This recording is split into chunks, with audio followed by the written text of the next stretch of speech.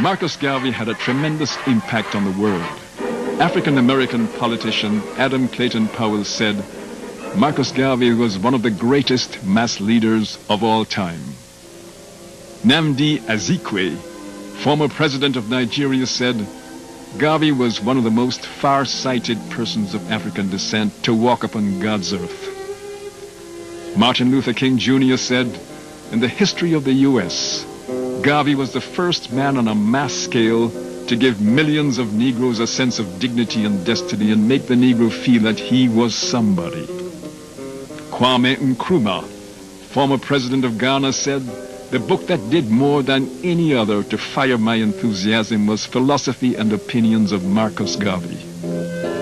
Jomo Kenyatta, former president of Kenya, said, in 1921, Kenyan nationalists, unable to read, would gather round a reader of Garvey's newspaper and listen to an article 2 or 3 times, then run various ways through the forest to repeat carefully what they had memorized to Africans, hungry for some doctrine which lifted them from the servile consciousness in which Africa lived.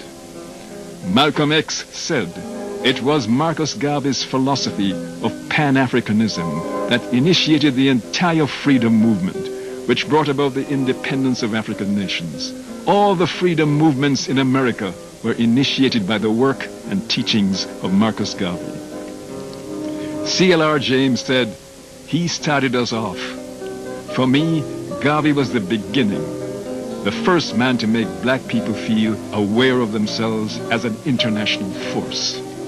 The Jamaican-born poet Claude McKay said, Marcus Garvey's influence over Afro-America, native Africans, and people of African descent everywhere was vast.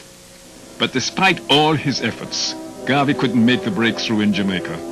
He went to England in 1935 and died there in 1940. His body was brought back to Jamaica in 1964 and reburied at National Heroes Park, when he was made a national hero.